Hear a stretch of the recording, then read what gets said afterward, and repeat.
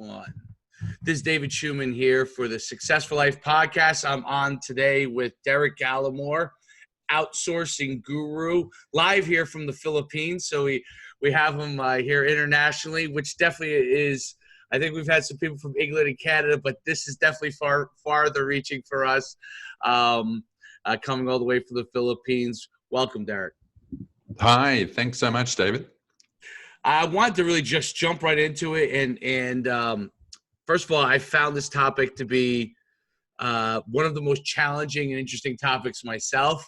I myself outsource a ton of stuff and probably do it terribly. I would add to that. I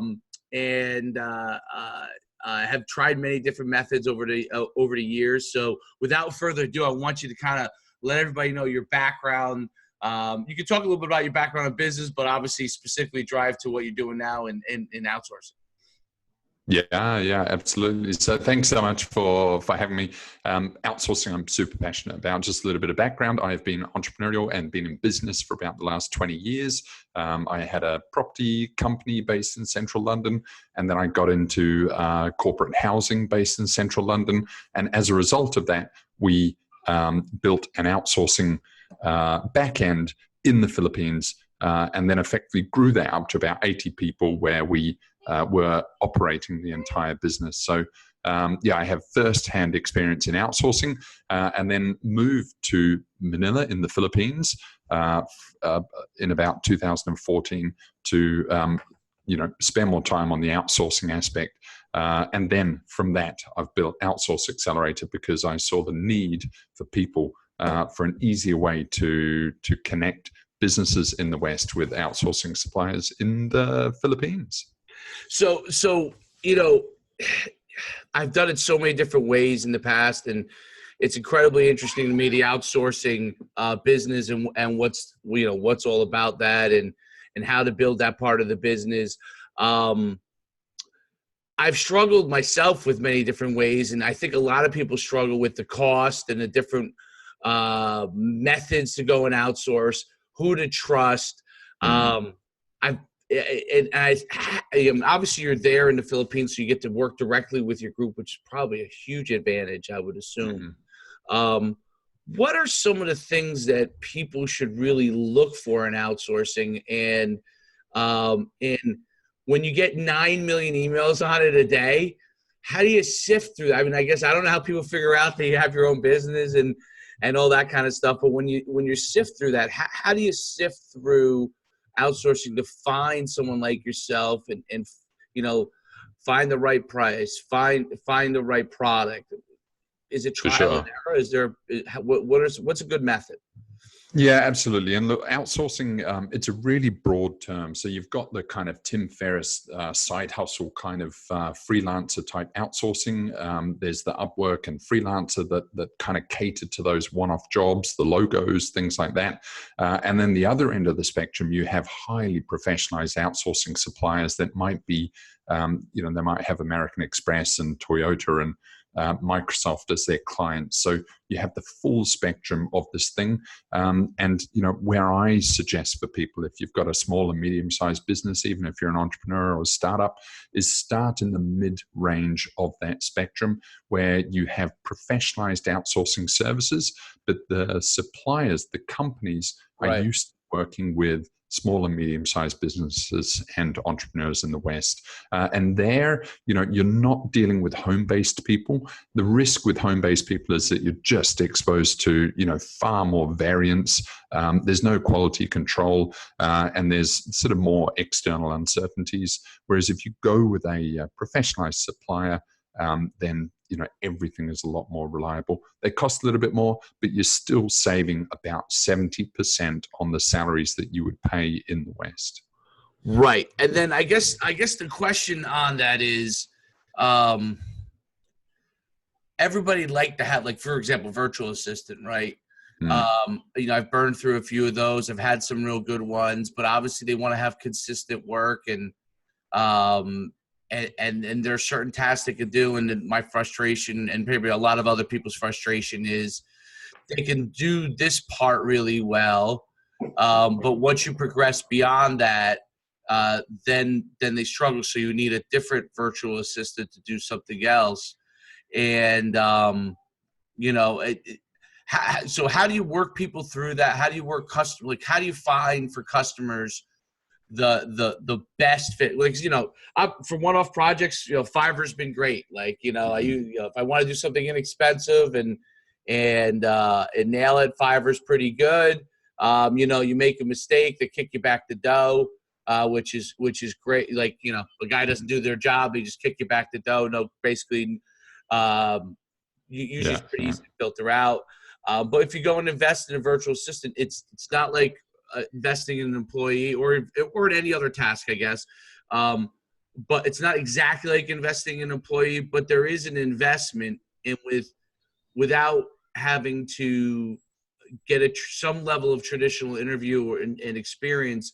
We rely a lot on someone like yourself to be able to guide us, right? So how does that work?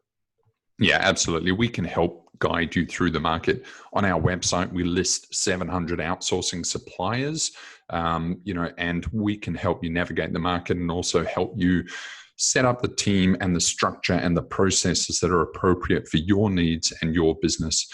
In terms of, you hit the nail on the head when you said it's similar to employment and employing someone. There's a whole spectrum of outsourcing. So if you need a $5 logo done and you don't need anything else beyond that, that is really a project, and that's like in the US, getting someone to do a project for you. That is very different to an ongoing role that then effectively you treat them as an employee. And I want to sort of demystify what outsourcing is. And I think the simplest way is to just consider outsourcing the same as employment, except that they are based somewhere else other than your hometown.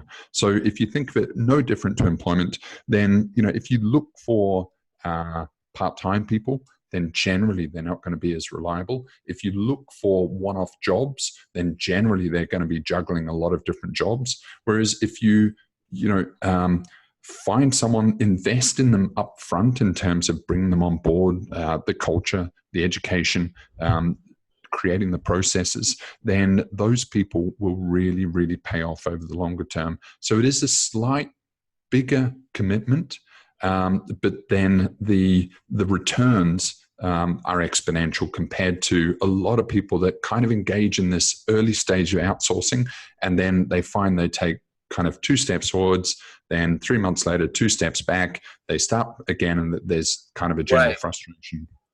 That's a really good point. So you invested in them like they, as if they're your regular employees. That's a big part of it, treating them in as much as possible like that way. How can we, tell me a little bit about how you ended up getting into this. How did you end up getting into this business? I'm assuming, and I could be wrong, you weren't always in the Philippines. And how you kind of jumped over there. Tell me a little bit more about that. Yeah, absolutely. So I've been running businesses since I was about 20, which is about 20 years. And in about 2011, I had a pretty big and fast-growing business in London, and I realized that I needed 24/7 customer service for that, and I just wasn't going to get that affordably in London. So outsourcing presented itself, and I very quickly saw how incredibly effective outsourcing was for my business and also a lot of other businesses. I then moved over here to Manila in the Philippines in 2014, and for people that haven't been here, it is an outsourcing mecca for the world. It is the world's capital of outsourcing, and I realized that there's about 1.2 million professionals in outsourcing here. There's about and so there's this huge, highly sophisticated industry in outsourcing. And I realized that there was no aggregator platform. There was no way of you guys in the West, whether you're in the UK, US, wherever, with small businesses, have no way of navigating this market. So, I created that aggregator platform, which is Outsource Accelerator, to basically help people do that. And onboarding. So how did you, come up with an onboarding platform? Now you're working with, many different outsourcers now, but how do you onboard people? Like what is what is one of the ways or a couple ways that you onboard people so they increase their likelihood of success? Yeah, absolutely. Look, it really depends on the person. As you know, business varies. If you've got one employee or 1,000 employees, then it's very, very different. If you are, an electrician versus flying rockets into space, that is very different as well. So initially, we do a needs analysis of the business. We typically look at the org chart of the business, where their weaknesses and strengths are, what their core capabilities are, and what their weaknesses are, but also what they generally want to get rid of and versus what they want to keep close to them. So we do this analysis of their business. And look, to be honest, initially what we try and do is get the low-hanging fruit, the quick wins for outsourcing so that people get confidence, and then the sky is the limit. Once people get one or two people really working well, then you can just add rocket fuel to the flame, basically, and we just see businesses absolutely flourish. Now, are people operating their whole bit? Like, I'll use myself as an example. Let's see. I had a company that was my company was skyrocketing, and then it became, we had 15 employees in house, and then it became ineffective cost wise because we run events all over the country, and it became ineffective to do it.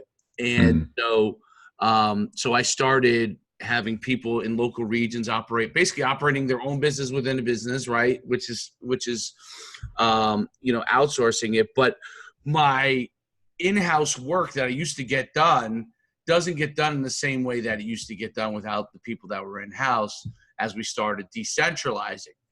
So obviously that would be, that would signal, right, good candidate there.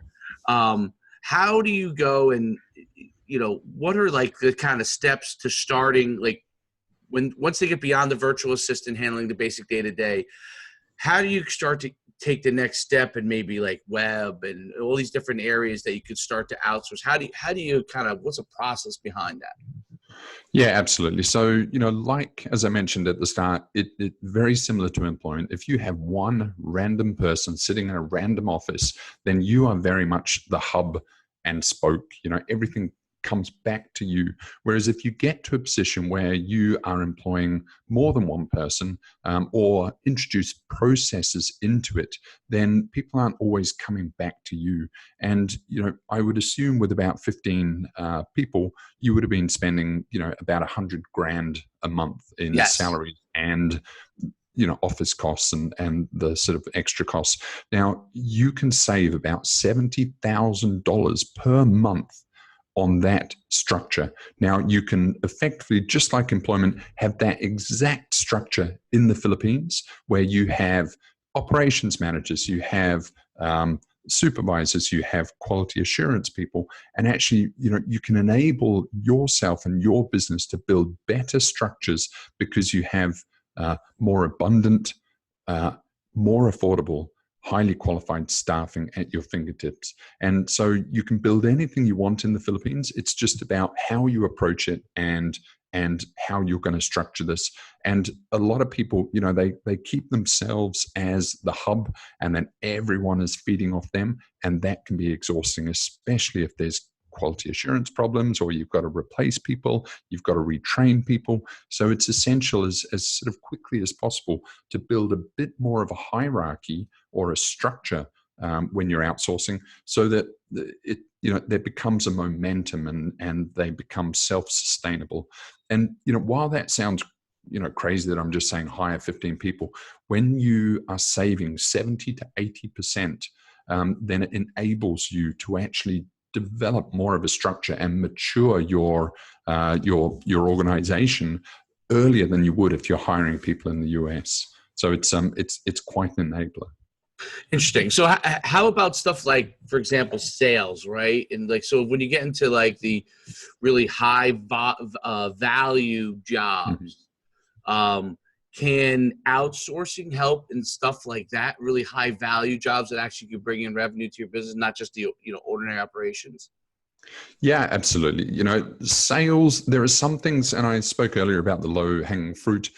Sales, it depends on your industry, and it depends on the level of esoteric knowledge of your industry. You know, if Right. you're selling something very specific to your hometown, then the Filipinos probably won't have that cultural alignment to be able to really nail it.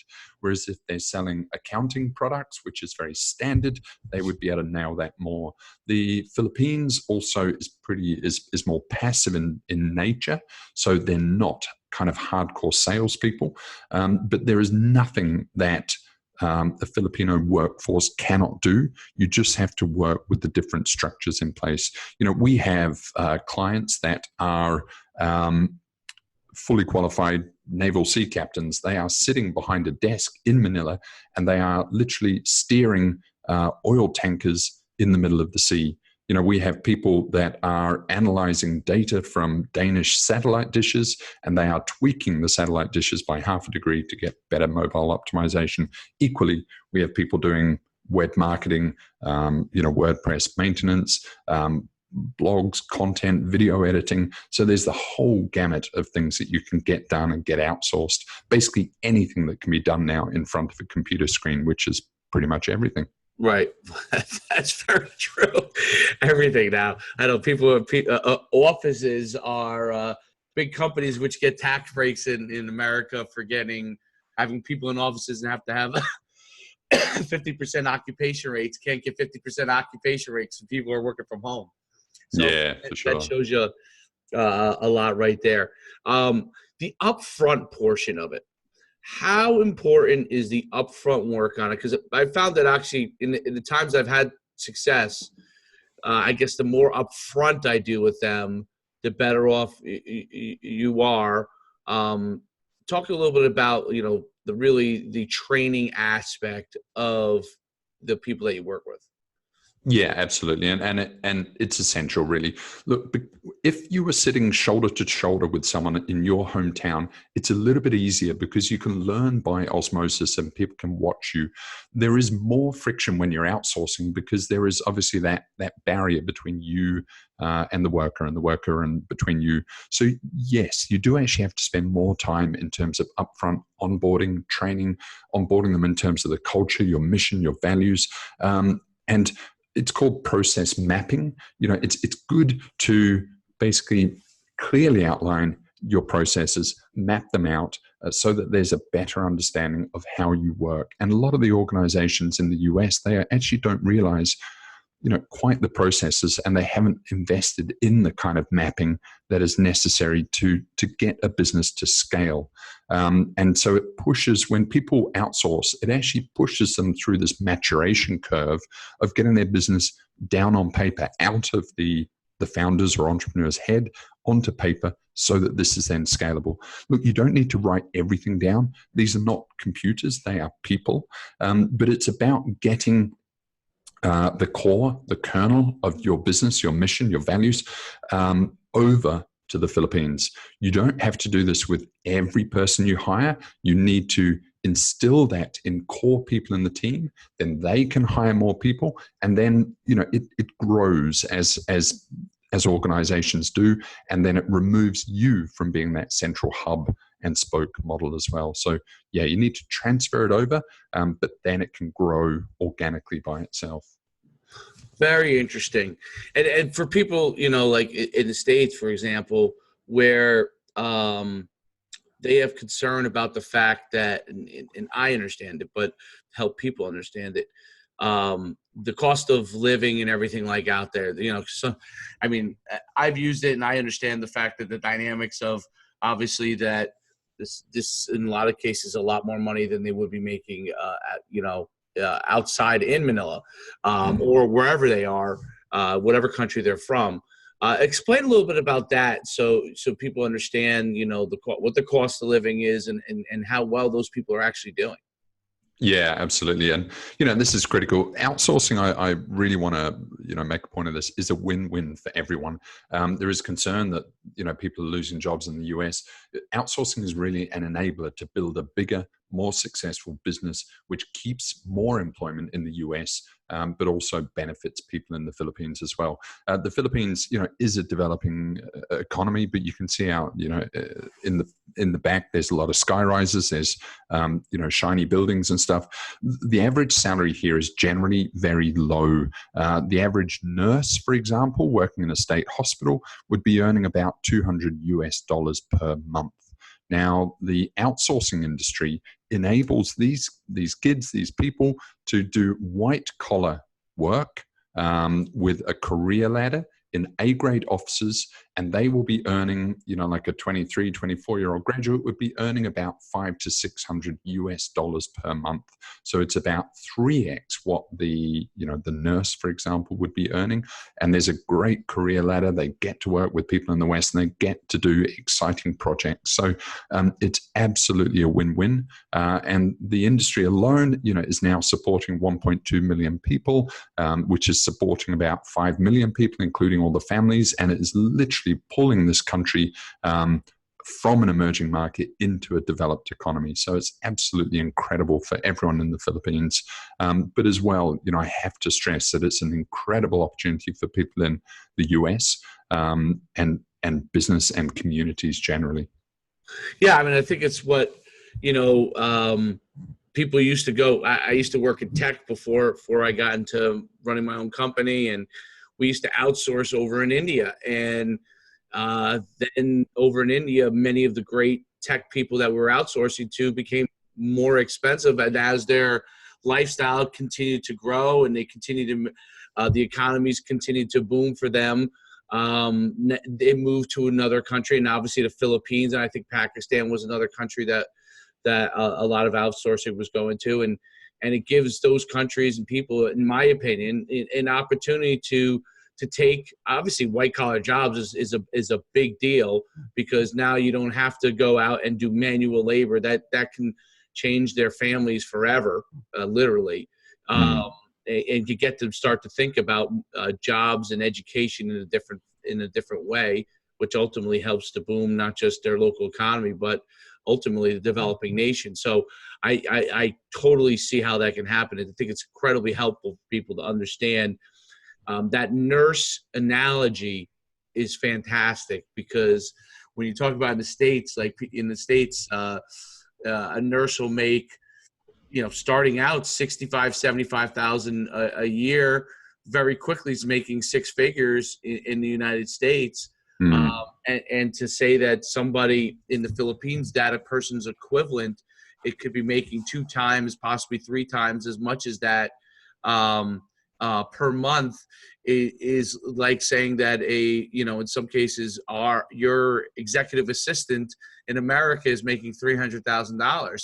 So for people to get a perspective of how that really helps change people's lives, and that's just obviously they do many other tasks, but that's just the tip of the iceberg. On it, it's incredibly interesting. Now, it's language barriers, and understanding, their culture, and understanding kind of what their priorities might be and some of their hurdles from a language standpoint. How do we bridge that gap? Yeah, good question. Look, and coming back to your previous point, and it plays into this as well, the world is globalizing incredibly quickly. It was only in 1880 where England, the UK, didn't have one time zone, because people never traveled between towns in the UK back in 1880. Now we are in one world. You look at the kids, the millennials here in Manila and Philippines, they are growing up on a diet of NBA basketball on YouTube, Netflix, like basically the US. And you walk down the street here, everything is written in English, and you've got all of the US brands and, pizza and everything. So the world is becoming homogenized, for better or worse. That means that, and the Philippines is the third largest English-speaking country in the world. 500 years ago, it was actually colonized by the Spanish, which brought in Catholicism. So it gave, sort of strong cultural alignment to the similar sort of values and sort of how societies are structured 500 years ago.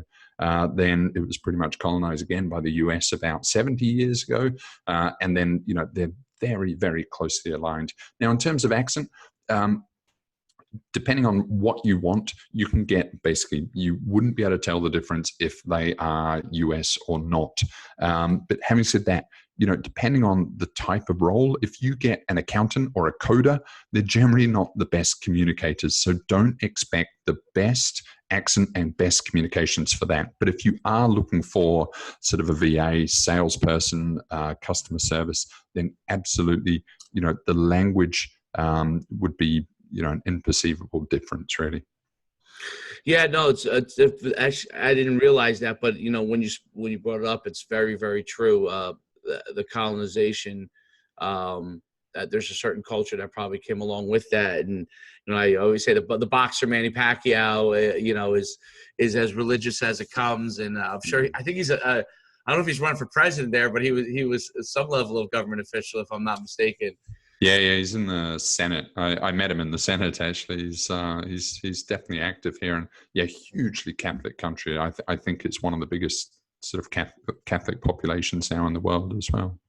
Yeah, very, very, very interesting stuff. What as far as how you filter through companies, so going and trying to figure out which company is legit, which company isn't, what are things that people need to ask to make sure they understand? Because I think that a lot of questions, and in myself, I have the same experience. I think people do a great job of answering a lot of my upfront questions, but then when you kind of get into the weeds, sometimes that's where the issue is. How can people navigate beyond the initial questions that you normally think you should ask that get you where you want to be, but really doesn't get you necessarily the right company or the right person? How do you navigate to find the right organization? Because I do think that's a little bit different than, okay, there's a web company, that I want to reach out to do my work in the US. I can go and figure out, I can go and talk to some people and really, okay, are they good? Are they not? Obviously, there might be even online reviews, but really being able to talk to somebody in the U.S. is a big deal, and get word of mouth. How do you kind of navigate through that process in the outsourcing space?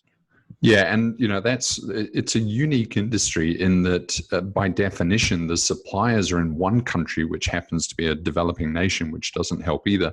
And then the customers are in a completely different country, whether it's the US or UK, but it's a long, long way away. And the only, all of these companies, they're all privately held, so they're quite opaque in terms of finding any external information. And of course, that's why we are here, because we list 700 and we, can do part of that vetting process, and we only have good actors on our platform. But it is hard, if you're talking to people, of course, judge by the size of their website, judge by the size of their company. If you're dealing with an outsourcing supplier with under about 200 staff, then that's getting really small. And I would start to be concerned about their facilities, their processes, the sophistication of their operations. Now, of course, you can do a little bit of background research, like look on LinkedIn to see how many staff they have. But you generally want to try and look around the facilities, whether it's like photos or videos, and know how many staff they have, know the infrastructure facilities, like in terms of the internet, the bandwidth, all of their HR, their recruitment processes. And then also critically, you want to try and, it's difficult, but as a rule, steer away from the sort of buying a share of someone's time, because there is very little accountability. Whereas if you have someone working full-time, turning up at 9 a.m., going home at 5 p.m., you know what they're doing, as much as you do anyone in your office. And it's where, people are sort of, kind of selling you 10 hours a week, then those people are probably juggling 100 hours a week worth of clients and work. So, equally, if you do sales, some people go to like telesales kind of places where they do 5 calls for you, then 5 calls for other people.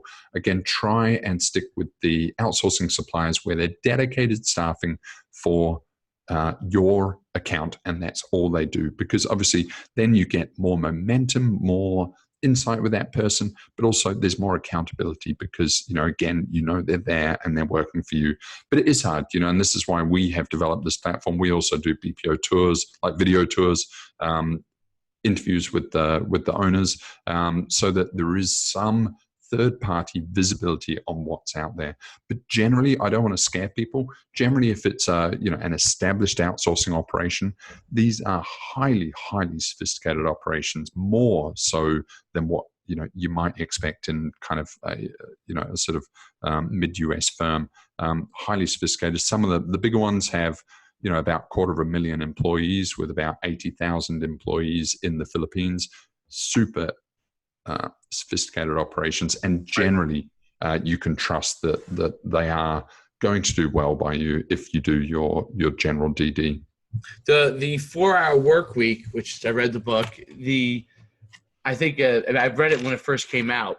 I think it did a lot for the outsourcing business, and then people were discovering for the first time, like some people now, it actually kind of is a detriment in the sense that people don't realize that it is a serious thing. It's not something that you could just go and literally, okay, I have somebody go and do something over here and just leave it alone and go off and do everything I want to do. It's important for people to understand that it is like it's someone who's working for you, and you have to treat it as such. It is not the 4-hour work week realm. It's one of the things that help people get excited about it, and then at the same time, people think it's going to be like the 4-hour work week as described. Talk a little bit about that. Yeah, look, Tim Ferriss has done a great job for building awareness of the Philippines and remote staffing, but the freelance, side gig kind of thing also has its downsides. Again, comparing it to employment, the Tim Ferriss model, going to Upwork, Freelancer, those sort of places, it's a little bit like looking for a part-time student to do a bit of work for you, and you're hunting around Central Park to find them, versus going down to Wall Street and finding a professional services firm to engage and do what you want. Now, it is the difference between light and day. And really, the freelancers, they're all fantastic. There's an incredible workforce here, but it's highly likely that they're working in substandard facilities. They've got, chickens and dogs barking in the background, and that is, unfortunately, the sort of lower end. There's nothing wrong with them, but it's equivalent to getting a university student to do a bit of work for you. You will not get sort of a blue chip output through that. So it's kind of horses for courses, but it's we're trying to spread the message of there's highly professionalized services out there, and they won't cost you that much more. You can still save 70 to 80% on your staffing costs. So it's worth spending that fraction more because you're still saving a ton, and it sort of exponentially increases in reliability and quality and output. Are they college educated in most cases? Absolutely. Minimum of college educated. In fact, basically everyone. The Philippines produces about 650,000 university college graduates per year. So you can absolutely get, even PhDs for kind of under $1,000 a month kind of thing. Very cool. Let's. I just want to shift gears a little bit. The entrepreneur bug, because this is a big part of what we talk about with success. And how did you get it? How did you get it? And what? When did you become aware that you were like, this is something that I want to be? I want to run my own thing. I want to build my own companies. How did that come about for you? Yeah, I tell people I'm an incurable entrepreneur. I remember watching Grease with John Travolta and being really excited about how, like, for some reason I watched that and interpreted that I could maybe build a business off the back of this. when I was 16, I became a sort of self-employed personal trainer. And, as long as I had known, I always had ambitions of kind of making it to Wall Street. That was the sort of iconic kind of inspiration when I was growing up.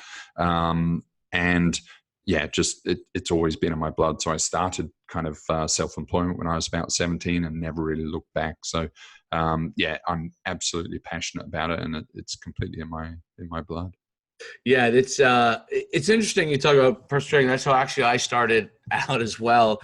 I think when you first go on your own and you're trading your time for money, but it's your money. You don't have to like give that to your boss, and you realize it's your money. I think that's like the first step. And when you're like dipping your toe into entrepreneurship land, and personal training, I always tell people is a great way, because you realize, you have this amount of time, you have this amount of sessions, and you're going to make X amount of dollars. And very, very quickly, you realize either you're a trade time for money person and you're cool with that, or you're someone that wants to have trainers working underneath you so you can start to build a business.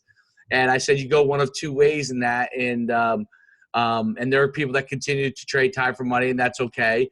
Or you realize, you know what, I want to be the guy that has guys working for me, build the system, build all those kind of things. And for me, that was one of the things that ended up launching me into a different thought process of owning my own business. It's interesting that you say that. What are some of the things that, for people that are looking to get into their own business, that you think are real important for them to understand about that process?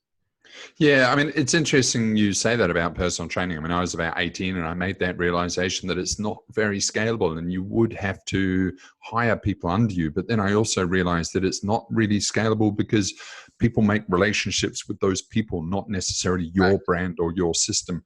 So, it's funny you raised that, and that was exactly my sort of eureka moment with personal training. And, I think that what people learn from doing business and how they get into it is really it's an apprenticeship. You've got to do it. You've got to get in and do it. You're going to make a huge amount of mistakes along the way, but I don't think that you can get it from reading a book. Of course it helps, and of course the podcasts are incredible, but there's no substitute for getting in there. And I think also, I've been through a lot of roller coaster rides with entrepreneurship. You're not really going to get through this without a lot of bruises and scrapes and disappointments, and it really is an absolute grind. But ideally you come out better than what you went in. And it's a super amazing ride that I think anyone would, once you start, you can't really trade it in or go back. Yeah. Once you begin, that's the hardest thing for, especially when you have loved ones involved or someone that has that's the greatest thing about it is until you start that ride, until you're involved in that ride, no one really understands, because they say, well, okay, you were riding high and you're making this amount of money, and then all of a sudden it dropped down to here, and then it rode back, you figured out something else and you're doing really well. And then that roller coaster as an entrepreneur, which goes from, no employees to a lot of employees to no dollars to a lot of dollars to maybe a plateau and you have to have that fortitude to be able to get involved in it. But it's the greatest ride there is to me. I mean, I was I still coach football, but I was a football player in America, and to me, there's nothing that comes as close to it as being an entrepreneur. Like, when you get a fail, it is like you lost the game, and not only is like you lost the game, but now you're losing money. You could be out the street, right? And when you win and you hit a home run, it's the same level of elation, and then you want to kind of repeat that as much as you possibly can, and then the impact you have on people too, because you really serve as inspiration. When a lot of people talk about, I want to accomplish this, or I want to accomplish that, or they post a lot of positive messages. Entrepreneurs literally live it every single day. They literally are that message to me every single day, the good, the bad, and the ugly that go along with it.